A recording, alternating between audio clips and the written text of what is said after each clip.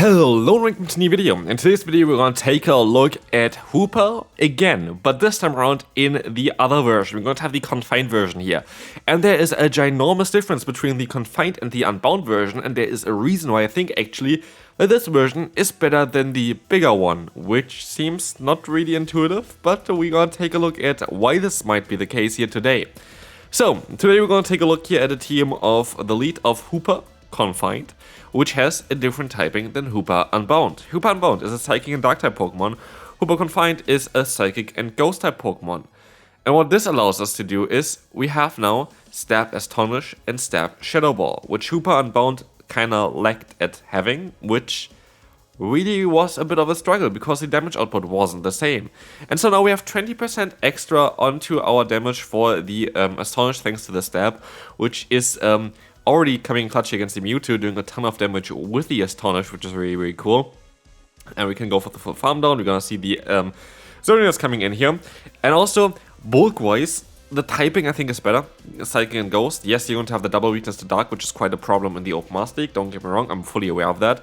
But you don't have the weakness of Fairy type Pokemon. Fairy type Pokemon are basically everywhere, as you see here as well against us. And so Moonblast is actually something that could still actually easily survive here, as you can see here, still on the right side.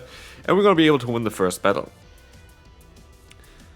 And yeah, Hoopa is going to be able to have Stab Astonish, and I do think Stab Astonish does do a little bit more damage, generally speaking, compared to the non-Stab, even though the main difference between Hoopa Unbound and Hoopa Confined is the attack stat. So, Hoopa Unbound has an attack stat of 274, basically, while Hoopa Confined has 232. So, you have there a difference of around 43 attack stat. That is quite a bit, to be fair. And this is basically the entire thing that kind of changes the CP. There's a little bit less defense on Hoopa Confined as well, but just a tiny bit, which doesn't really matter that much. And so basically, other than the attack stat, it's kind of the same Pokemon, but we have a different typing, which boosts our attack again, kinda, because Astonish and Shadow Ball are the main moves that we're gonna go for. So the nerf that we have is kind of not existing, and then it just depends on which typing is better. And honestly, I think that the Ghost typing is just a better typing in the current meta. And so we're going to move on here now to the next opponent. We're going to have here, by the way, I think we got Solar Beam in the one before, so shout out to you by the way as well. I know you from Twitter as well, of course, so shout out to you. We're going to take a look here at Hoopa Confined against a Melmetal. What can we do here? We're going to be able to let the double Iron Bash go through, and we can still survive two of them as well, which is the thing as well. Again, the bulk is kind of the exact same as you had before already with the Hoopa Unbound. Hoopa Confined has basically the same amount of stats there. Here we're going to go up against the Kyogre, which can be a bit of a trickier one because Kyogre is going to be quite a decent Pokemon against our team. But we can go for the Nature's Madness on our Tapu Lele. I actually would recommend you to not go for Psyshock on Tapu Lele. I would go for Focus Blast if I was you, because Focus Blast is going to allow you to hit Pokemon that are Steel type for super effective damage, which is kind of cool a lot of times. Psyshock I used a single time, I think, which, yeah, didn't really come in clutch in that battle as well. But yeah, as you're going to see here, we're going to be able to drop the opponent's defense. We're going to get out the Yveltal as well, and at this point my best play is actually to let the move go through against the opponent. I'm just gonna go straight for the charge move. We should be able to basically pace at the same pacing towards the moveset, because we're at a little bit of an energy advantage, which is really important because now we have to still outspeed them, which we are going to be able to do by one false move, and this is going to one-shot the opponent. But we know that, for example, a double Iron Bash, a super power, would do super effective damage against us. So I think this is the better play, and it is the better play, as we are going to be able to win this battle with all three of our Pokemon still alive, even though they're all at 1 HP. So, Ho against us. This is going to be a very neutral matchup. This is the thing as well about the team. How does this team really work? If you of course have a bad lead, by the way, I would have been able to go for the Shadow Ball here in time if the game wouldn't have lagged there. That's the main issue why I wasn't able to get there before the opponent gets to their move, which is really annoying because thanks for that game. But yeah, basically you can sacrifice your lead. You don't have to keep your Hoopa alive there. As you will see, we're actually going to be able to go ahead and go for another Shadow Ball against the opponent. And we gotta get a shield advantage here in the lead, which is totally fine. We have the opponent stopping out now into the Zacian, and we can go for a hard-hitting Rock Wrecker, or we're just going to swap out and keep the energy for later on, as our Tapu Lele is going to be able to deal with the opponent. Yeah, don't we want to have Tapu Lele against the Ho-Oh? That's the main reason why I decided to kind of sacrifice this Pokemon here, because because I know that my Rhyperior with a shield advantage is going to be more important in this battle, because we're gonna be able to just hit Pokemon hard. And as you will see here, they also out into the Tapu Bulu, which is totally fine because Nature's Manta is coming through. That's gonna put them into a range where a Rock Wrecker is going to be enough.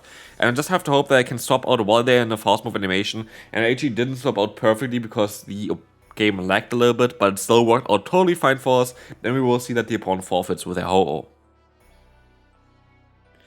Melmetal is going to be in the next matchup here as well against the lead. Melmetal actually really got a little bit more popular, I have to say. They swap out into the Necrozma, which is totally fine, because what we can do is we can go for a Shadow Ball, get the shield, swap out into the Rhyperior, and try to go for the full farm down here. I don't know if this was actually smart. I decided to use a shield here, which is totally okay. Sunsteel Strike, I think I could have farmed them all the way down. I do think I could have farmed them all the way down. I decided to go for a charge move here. This will allow us for sure to go for the full farm down against the opponent now. They still saw for the 1 HP as well, which is kind of mad. But in comes the Melmetal, and I think it's going to be a solid matchup for me. But the opponent actually had way more energy than I expected they would have, and so I am forced to go for a shield now, which is really silly because, yeah, Rhyperior here is going to be a Pokemon where Rock Wrecker is not going to do that much damage, but I still want to keep this Pokemon around with all the energy they have on it, because I still do some solid damage, but they even get to another one. So, like, Melmetal's pacing is quite mad, and I kind of want to take a look at Melmetal again as well. I already took a look at Melmetal, though, this season before, because it got buffed with Thundershock as well. But here we're going to be sadly in a matchup where I don't think we have a chance of winning anymore, and it's all down kind of on how badly I played with my Rhyperior. Definitely was something I could have won. Here's a matchup that would be horrible for Hoopa Unbound, but actually really good for Hoopa Confined, because all of a sudden we have Stab Astonish, which is super effective, and we don't take super effective damage from Charm. And this is the main thing why I said as well that the tiny version here is better than the big version, which is so weird. Like, honestly, like, Hoopa Unbound is supposed to be like this big hard-hitting Pokemon, and the Confined version is just the better Pokemon to play right now. It is madness, but again, Hoopa, I really hope that Hoopa gets a boost. Like, both forms have a signature move, and I would love to see both forms getting their signature move. Because again, while they are very similar on the moveset that they have currently, and like also, I guess kind of the typing, they're both Psychic type at the end of the day. They both have a secondary type that's going to be good against Psychic type and Ghost type Pokemon, so they're very similar in this kind of regard. But they still have both kind of some potential, and they still kind of play a little bit differently to each other, which is something that I really think is cool. And here we're going to see the defense drop onto the opponent. We can go for the shield, fully farm them down, and this should be kind of it, because they're going to have the Ho in the back, and we can actually go for the, I want to say Side Shock, but we actually decided to go for the other move. It's going to be the Nature's Madness. They use a shield here, and we can go for the full farm down afterwards, winning us this battle, and we can move on to the next opponent. Annihilate is going to be a great lead for us. They swap out straight away into the Ursaluna, and I have no idea on what I want to do here right now. Ursaluna is going to be a Pokemon that is a bit tricky to deal with, because we have 2 Astonish healers and 1 Pokemon that's weak to ground typing. So, yeah, like 2 Pokemon that's going to be able to do only double resisted damage here. But at least Psychic gets a defense drop and does quite a lot of damage from Hoopa, so like, I'm actually kind of happy with that scenario. I can just use a shield here because I expect a high horsepower basically from the opponent, which is going to come through as well. And so we're going to end up with a ton of energy, which I can now use against the Annihilate. I would love to swap out here eventually, because it would allow us to, like, we have 2 good answers basically in the back. Like, we don't really need to have our Rhyperior up against a flying type Pokemon if we have 2 Pokemon in the back that can deal with the Annihilate. And so, yeah, we're gonna swap out here into the Hoopa. I would need to use a shield, but because Hoopa is already kind of low and I would like to use my debuff Pokemon a bit more, I decided to let the move go through and go into my Tapu Lele to hope there is going to be a Pokemon in the back that we can deal with. And this is the one occasion where I actually use Psyshock, which is the Nihilego matchup. And it doesn't really matter, because the issue is we are still locked in this matchup. They do super effective fast move pressure, and they just do way too much of it. I could use a shield here, but I decided to not do that because I thought it might be better to just, yeah, play with my Rhyperior. And I decided to let the move go through here as well, which is a bit silly. It's going to be the Power Gem, and I am going to be able to fully farm them down. I have 100 energy here as well. I'm going to be able to go for a charge move, and I decided to just go back-to-back for the Rock Wrecker. I feel like if I went for the bait, I might be actually would have been able to survive the hits from the opponent here if I would have got a debuff, but they actually survived with 1 HP, which is really unfortunate, but good game to the opponent. Anamoros is actually totally fine for us, which is kind of hilarious because we can take a hit, but also we're going to be able to fully farm them down in the 2-shield scenario by the looks of things, and they swap out into the Rhyperior, which is also happy for me, because I can go for a Shadow Ball, I'm going to be able to do a ton of damage against the opponent here. Stab Shell Ball is chunking away the health, and we can go to our own Rhyperior and go for the full farm down. And that's going to allow us to get up to Rock Wrecker, which is going to allow us, of course, to knock out the Anamoros with ease, and I can even let the move go through because I'm not too worried about getting farmed down by Anamoros. I get one tech drop here onto us, which is not too bad. And as we will see here, they're gonna go back into the Palkia, which is actually okay for us. We can go for a Breaking Swipe. And I know that my Tapu Lele is going to have a great time here today, as I'm going to be able to swap out into my Tapu Lele afterwards, after this charge move here for sure. They are debuffed as well in their attack, and so I decided to let the first move go through, thinking that this is going to be the hardest hitting hit, like the least hardest hitting hit that I'm going to encounter here.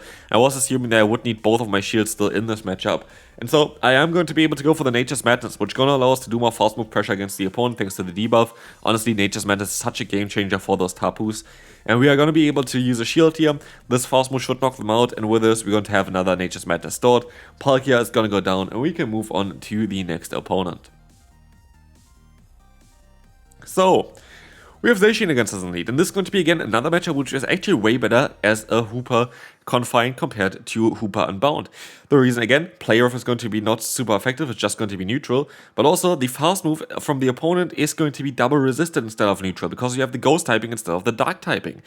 And again, I find it kind of funny that Hoopa Confined literally is just better version as like the Hoopa Unbound. Actually, I want to check real quick on the side while we see the Zygarde matchup. They're actually starting to run Hyper Beam more often now, which is kind of interesting. And how much damage actually Hoopa does with the Astonish against the Pokemon. Like, for example, like let's take a look at Mewtwo, for example. Astonish from Hoopa Unbound is doing 21 damage, and from Hoopa Confined, it does 21 damage. So basically, it does the same amount of damage as the evolution basically, or like the other form of it, which has more CP.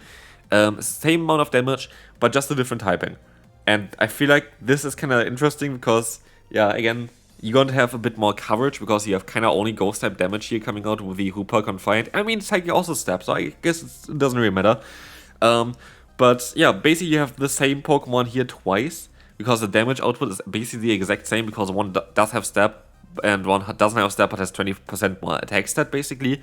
But you have just the difference between a Psychic Ghost and a Psychic Dark. And I feel like it's kind of funny. I honestly feel like it's kind of funny that the tiny version performs the exact same way, or like a little bit better even, I would say, than the bigger version of it. And like the exact same way I meant in terms of the damage output, better in terms of having a better typing in my opinion in the current meta. Yes, you have the same typing by the way as well for like Pokemon like the Necrozma Dawnwings. But here we're going to see, for example, Yveltal against us, which is totally fine. We're going to get the attack drop, the defense drop against them as well. And I think at this point we can just go for a shield and fully farm them down, which is going to allow us to align ourselves, which is going to be really important for us as well. And as you will see here, the Dark type is going to be gone already for the matchup. We have to see what they're going to have in the bag. But they decide to go ahead and go into their own Anamoros. Anamoros is a bit of a tricky Pokemon. This Pokemon is just going to be a bit tough with the energy that this Pokemon is going to gain now. But we're going to get 2 moves off, which is going to allow us to get basically both shields from the opponent, which is going to be great. And they are already kind of low, which is cool as well. We can go into the Hoopa. I'm going to let the first move go through and kind of want to rely on my Rhyperior here in this matchup. Fly is coming through. They have energy stored though, and now it's down to Rhyperior against the Alga. And I'm fairly certain they're going to have also at this point already the Grass Knot stored on the Anamoros, which means I have to let the move go through here in order to have even a chance. And I do think that this was the only way of us winning this battle, because they had 100 energy for sure on the Anamoros. I'm not going to be able to win the battle because they even get to another move here. That's really unfortunate, but yeah, good game to the opponent. Very, very close one though. They can go for another charge move here, and this is going to be it for this one. I do think that this was the right call to no shield the Rhyperior, but it is what it is. Moving on to the final battle here, we're going to have Zacian against an Elite. This is going to be, again, depending if it's null, it's double super effective, but it's always quick attack, which means we take double resisted damage from them while dishing out quite a lot of damage against us, like them as well. We're going to use a shield here. We can actually let the move go through. We survive any kind of hit from the opponent, but still a player would still do some sort of damage against us. Because, yeah, the bulk is not the craziest, but the damage output is quite nice from Hoopa Unbound. As we will see here, Palkia is coming in, we have to kind of stay in here. But I'm actually thinking this is going to be a great matchup, because now we're gonna be able to align our Fairy type against the Palkia, and I think they're still gonna be forced to throw a charge move against us, which they do here right now, as their HP is already low enough that maybe even a Breaking Swipe is going to help us out, and so we can keep alignment. We're gonna see the Landorus in the back though. That's gonna be a bit of a tough Pokemon to deal with, but we have to hit basically a Nature's Madness against them. I think it's gonna be fine for us. Sensei Stomp's coming in. I can go for the Nature's Madness now. This is going to drop the opponent's defense. I hope that they're gonna use a shield here. They do use a shield. I'm gonna try to swap out here into my Rhyperior. I'm not too sure if we're gonna be able to win the battle. It is going to be a bit of a close one. Sensei Storm is coming through. I would assume that they are gonna go for a charge move soon, but they actually decide to let the move go through here and let the Landorus go down, which I found interesting at that point. Because I didn't think that the opponent's Palkia would get enough energy here, right? But they actually got way more than I expected, and this is going to be a bit tough because we need one more fast move to go for our next charge move here. And as we will see, they're gonna go for the Awkward Tail, and they still reach just barely the extra Awkward Tail in time. Very unfortunate, well played by the opponent though, and this is going to be it for this video. Hoopa Confined, a very cool Pokemon, hopefully you enjoyed this, and I will see you then. Bye bye.